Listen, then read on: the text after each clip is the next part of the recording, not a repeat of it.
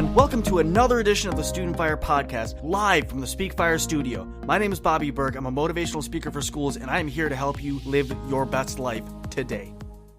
What's going on, everyone? Welcome back to another edition of Student Fyre, live from the Speak Fyre studio. I'm your host, Bobby Berg, and we got something real special for you today. I was recently a guest on Leadership Fyre, hosted by Mike Gingras. Y'all, this guy is such a wonderful person. He's been a great mentor to me. He's an incredible friend, just an overall amazing person. Tune into this episode. It's great. It's a little long, but guess what? Y'all are going to love it. I hope you do, and if you don't, you're going to love it. I hope you have a wonderful week, and I'll catch y'all on the next one. Peace!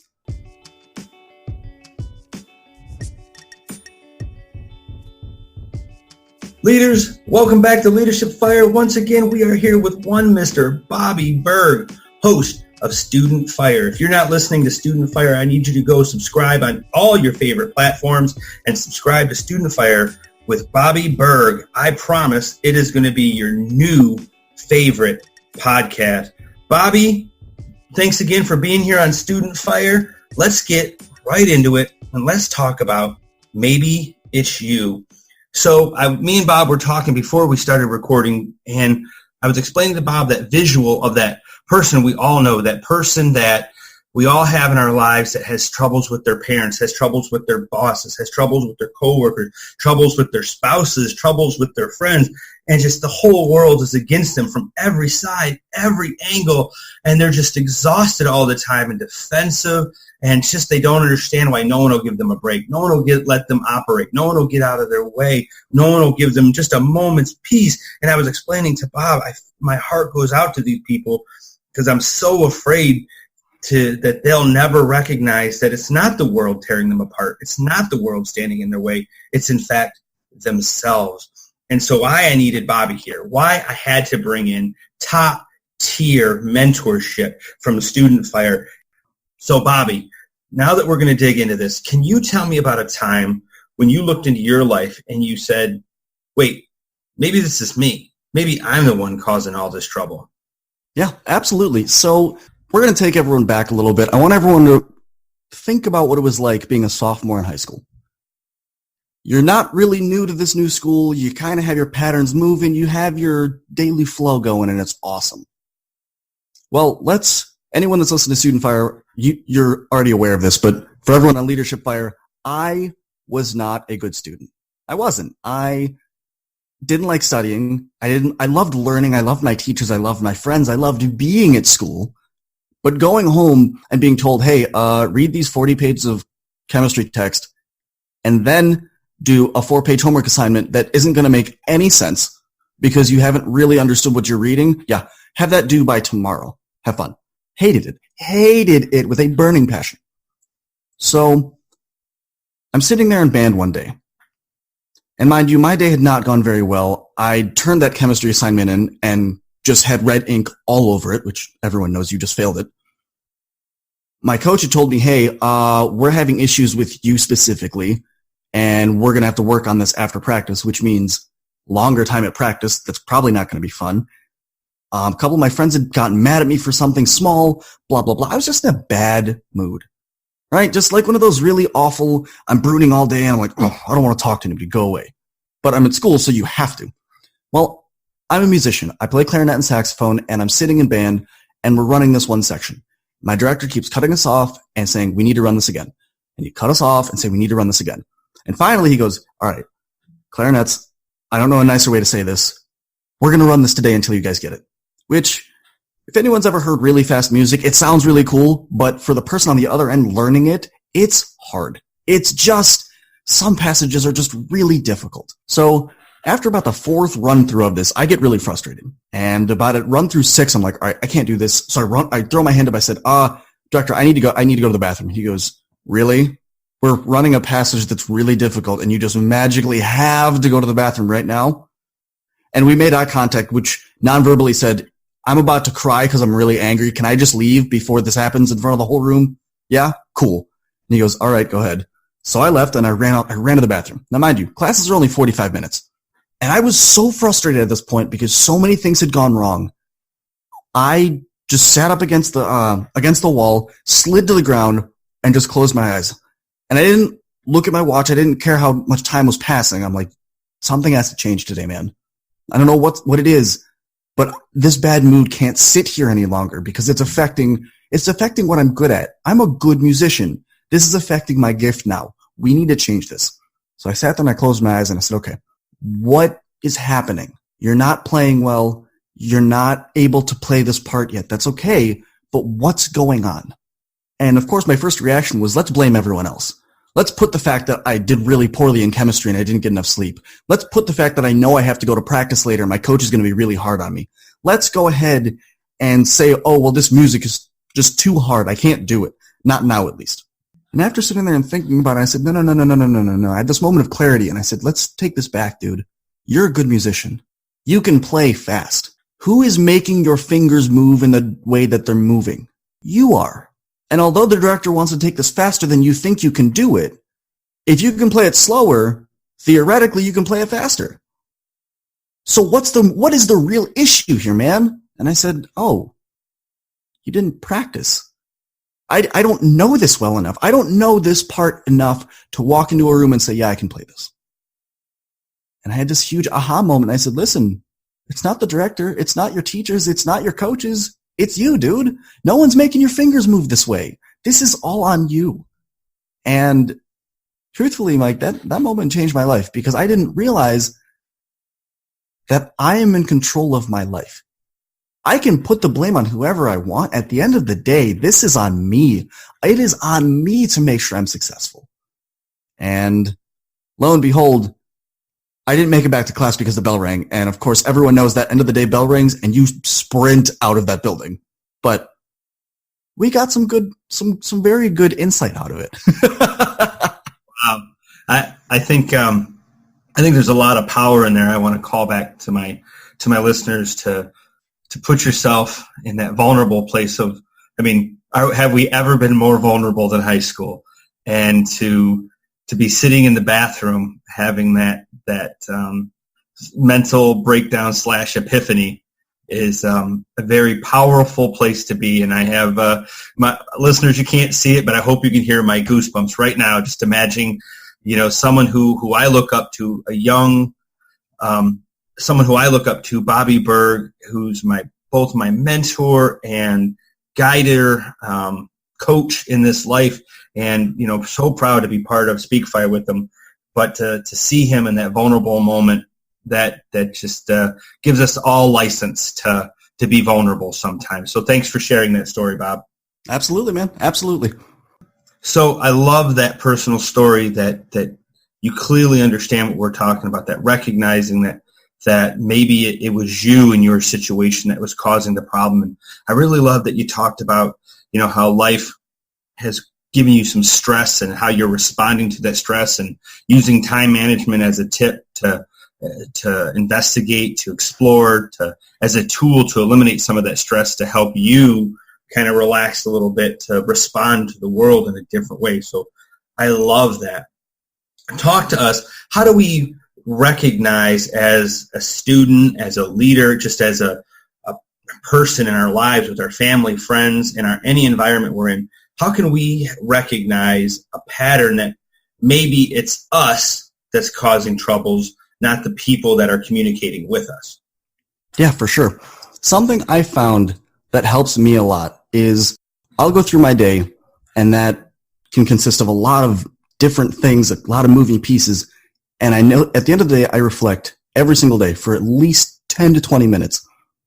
I'll allocate 10 to 20 minutes and sit down and go, okay, let's turn on some just background music without lyrics. I hope this doesn't get copyright stricken, but it's a lot of Explosions in the Sky. It's a lot of L1011. It's a lot of the American Dollar. Really, really. They're really, really great groups. But I'll turn on some of their music, and it's very ethereal, very it's like kind of music that you feel it in your bones, and it's very reflective. So I'll just sit down and think about, I'll run my whole day through my head like I'm playing back a movie. And I'll look at every kind of negative thing that happened or thing that wasn't too great or I didn't even respond well to and go, okay, why did this happen? And not the why did this happen as in where you're immediately looking for a reason to put on someone or something. I look at it and go, how did I affect this incident? How did I help it get better, or how did I cause it to get worse? And as I'm going through this, I keep a mental note of how many times I was the reason that this happened, or how many times my initial instinct is to go, oh, well, Tom came in late, which is why the meeting couldn't start, or, well, listen over here, I couldn't start my lesson plan because Susie decided to start talking in the middle of my really big impact point, and then I had to start over and I got lost. I take a step back and I go, okay, how many times am I trying to cast the blame on someone else? And I'll be honest with you, even though I do this daily, it's very often. It's often that I go, yeah, I really would like to say that someone else is the reason that this happened. And I keep thinking about it, and I run scenarios where I go, okay, but what if I did this instead? Or what if I'd had a more positive reaction in this case? And not necessarily like, oh, yeah, Susie's late to class again. But, oh, Susie's late. Okay. Maybe I'll talk to her after class, or maybe I'll say, hey, is everything okay? Instead of taking this hyper negative approach of, it's me, you've ruined my life and my plan, looking and going, okay, how can we build this relationship together, and how can I help you make your day better? And you'll notice as you do this, the more you find yourself reaching to put the blame on someone else, that's a pattern. Because your brain doesn't like the feeling, you don't like the feeling of admitting that you messed up. No one does. I don't like it. But if we're here to grow, if we're here to become better students, we're here to become the best leaders that we can, you're going to have to take the blame sometimes. You're going to have to look at yourself and say, okay, I didn't give 100% here, or I didn't even give 80%. And that's okay when you're aware of it. If you're just going through your day thinking that everything is everyone else's fault, it's going to get to be a very lonely life very quickly, because people don't want to be around people that blame everyone else.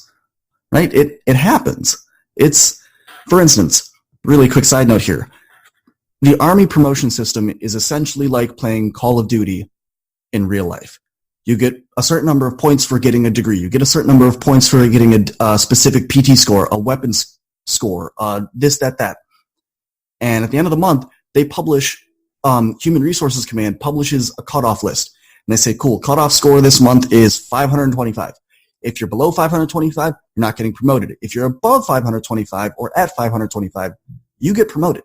And as much as a lot of us like to complain and say, oh, well, I'm not getting sent to schools, I'm not getting the awards that I deserve, at the end of the day, you are the most responsible for your own success and your promotion. So again, we can sit here and blame everyone else all day, but at the end of the day, this falls on me. And this hit me about a year ago. I said, listen, boyo, what if this is you? What if you're the reason that you're not getting promoted? Think about this. Just quick side note. And back. So when we've talked about, obviously you've shared a very vulnerable story of yourself.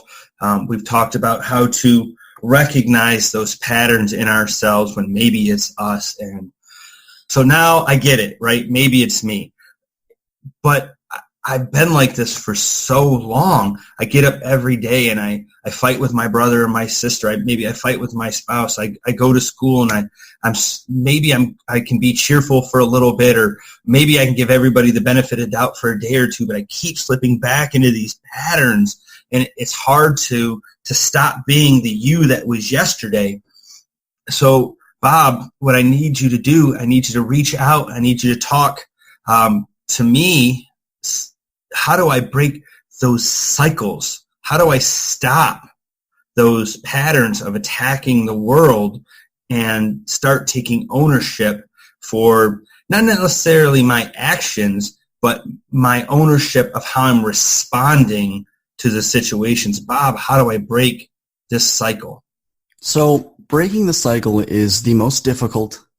It's the most strenuous. It's the most emotionally and mentally taxing thing you are ever going to do in your life.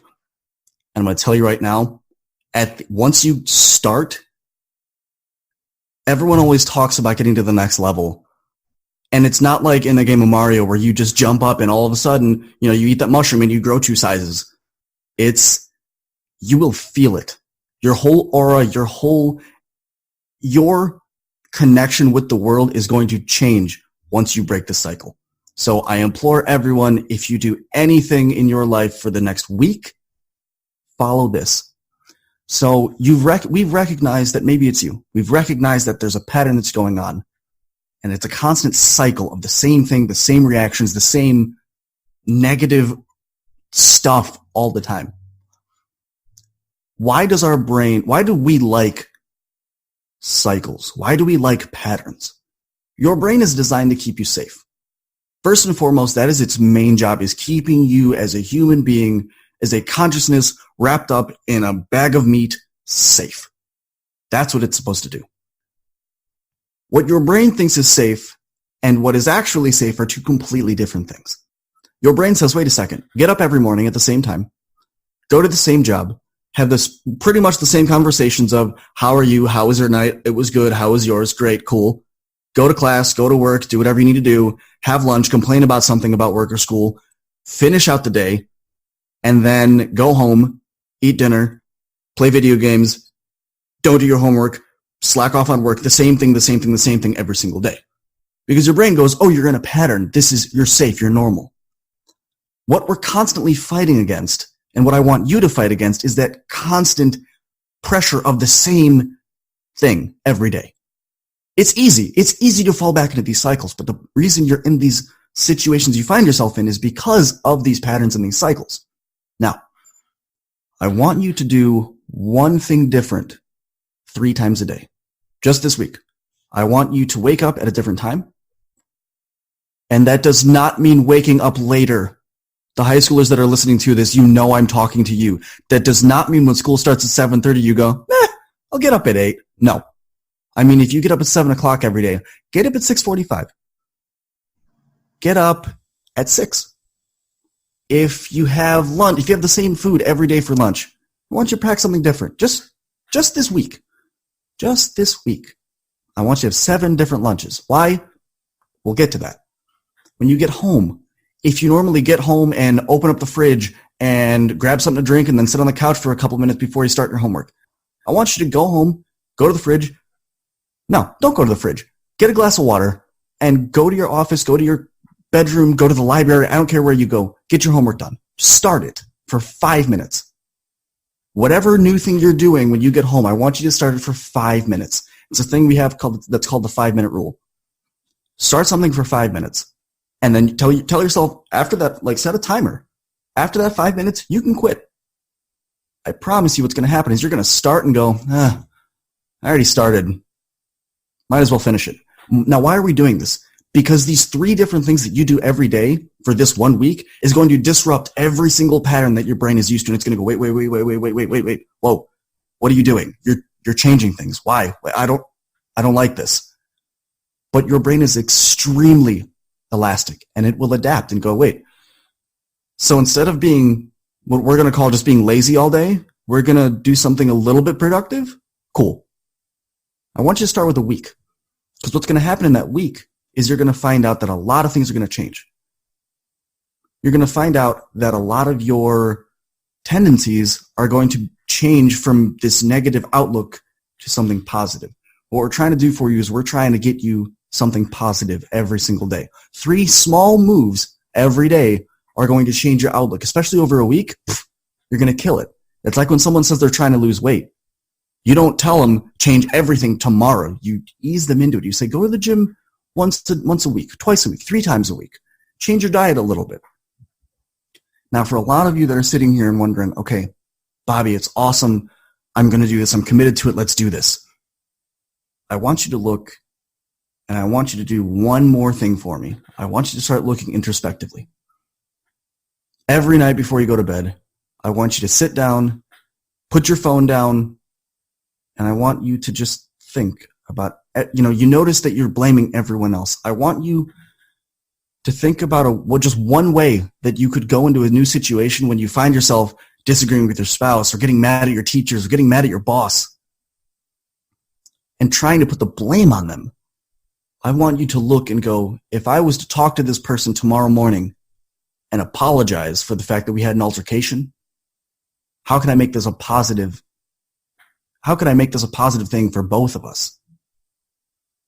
Say you and your spouse are arguing because you're not able to come to terms on an issue. Say your spouse is doing the dishes every single day because you just don't think about it. You just don't do it.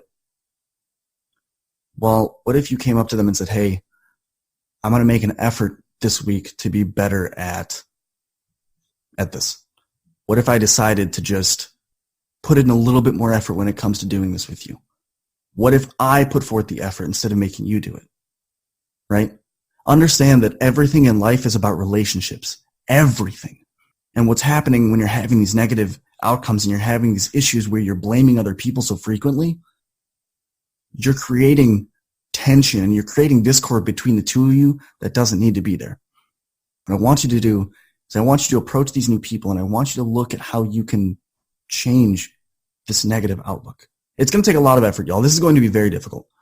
I want you to be able to go ahead and look at your life and look at why you're reacting in the way you are. Maybe you and your brother just don't get along. Maybe you and your teachers just don't see eye to eye.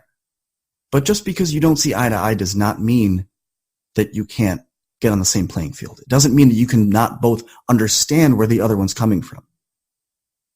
One of the greatest things I ever did was I went up to one of my teachers and I said, hey, Mr. C, I don't really understand why you teach this way. And understandably, he got a little grouchy about it. And I said, no, Mr. C, I'm not doing this because I'm not attacking you. I don't understand what your method is. In me not understanding why you teach that way, I don't understand how to wrap what you're explaining into my own head so I can understand it. Does that make sense? And he goes, Bobby, you're the first kid that's talked to me all year about this. I've been changing my teaching methods for the past 3 months, and I have no idea if it's been working or not. And thanks. But here's why. And we spent the next 5 minutes talking about how he's teaching and why he's doing it the way he is. And I went, oh, that actually makes a lot of sense now that you've explained it. I just didn't get it. But see, for months, I'd gone, oh, well, this guy can't teach. His teaching's bad, blah, blah, blah, blah, blah, blah, blah. When in reality, it wasn't him. I didn't understand it. And it's okay not to understand things. I just put that on myself until I took that first step, until I made that decision to take that step to change the relationship that we have. Y'all, I want you to go ahead this week, and I want you to take 3 things a day that you change, those 3 things that we talked about. I want you to start looking introspectively at all of these negative issues that happen during the day. And I want you to understand that you play a part in these too.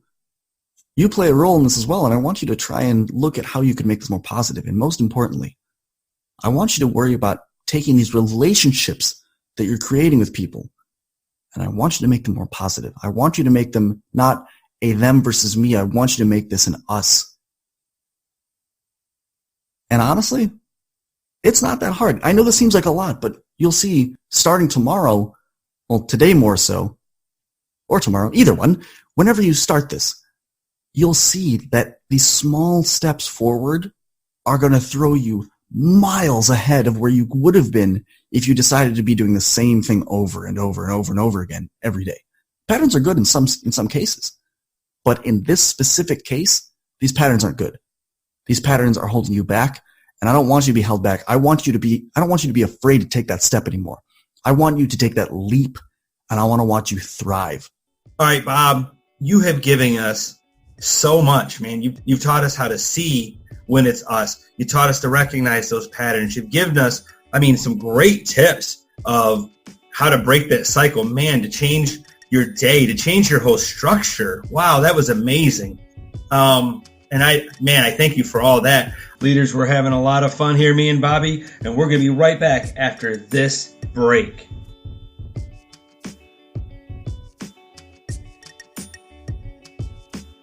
Whew, that was another awesome episode of the Student Fyre podcast. Thank y'all for sticking around for this long, but I got a question for you. Have you ever thought about starting your own podcast? See, when I was trying to get this podcast off the ground, I had a lot of questions, like how do I record an episode?